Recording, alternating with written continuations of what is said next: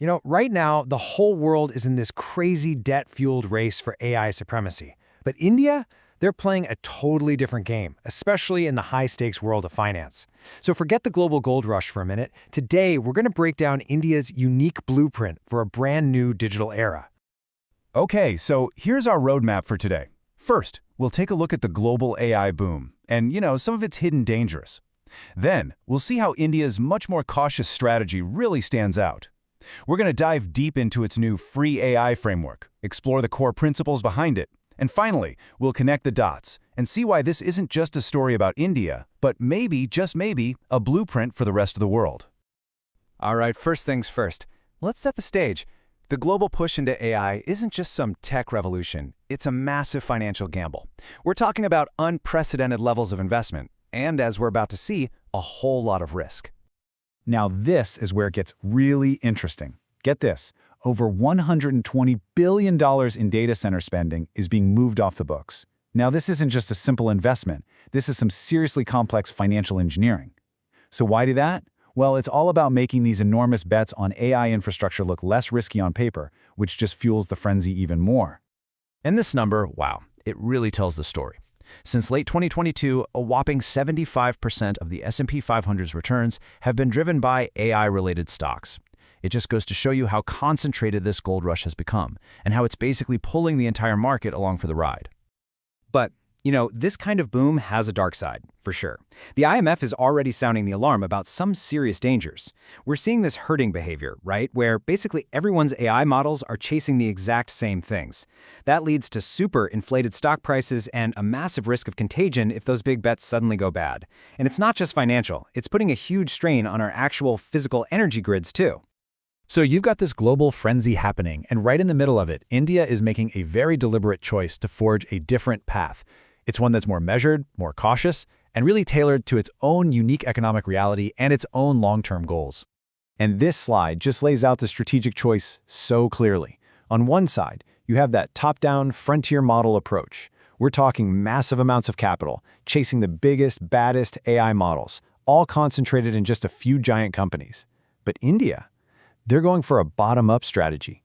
It's about being resource-efficient, spreading innovation across lots of smaller players, and focusing on solving specific domestic problems and building public goods.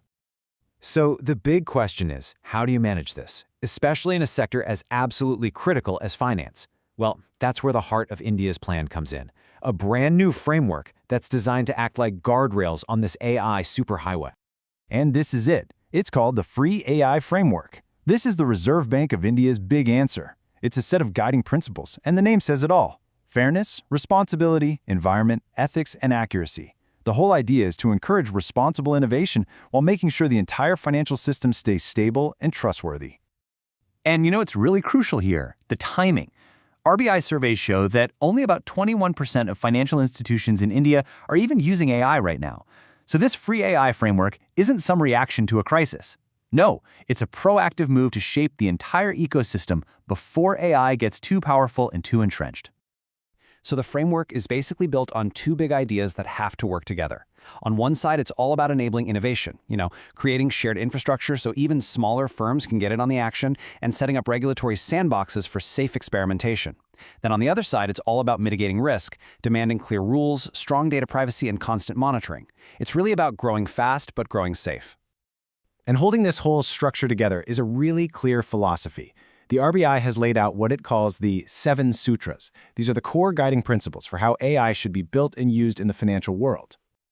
You can really think of these principles as the moral compass for the whole project. It's all about ensuring trust in the system, putting people first, and actually using AI to promote fairness and equity for everybody. The message is pretty clear. Innovation is great, but it has to be accountable, and it has to serve the bigger goal of inclusive growth. Okay, so you might be thinking, why should I care about some financial regulation in India? Well, the reason it matters to everyone is because this is way, way bigger than just banking. This is a key piece of a much larger strategic vision. And here is where all the pieces of the puzzle just click into place. See, the free AI framework isn't just about rules for banks. It's a tool for achieving something they call strategic indispensability. Basically, making India a hub in the global economy that other countries just can't ignore.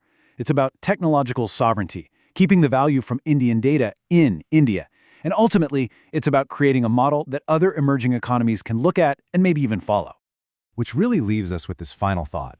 As AI keeps transforming global finance, what we're watching here is a real-time experiment. The question isn't if AI will be powerful. We know it will be. The real question is, how do we steer that power for the public good?